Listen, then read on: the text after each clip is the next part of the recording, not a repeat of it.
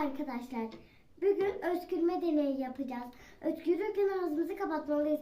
Ne olur çünkü ağzımız tükürük olur. Tükürük olursa da arkadaşımız hastalanır ve arkadaşımızın hastalanması istemeyiz. Biz ağzımızı kapatmalıyız. Şimdi öğreteceğim size.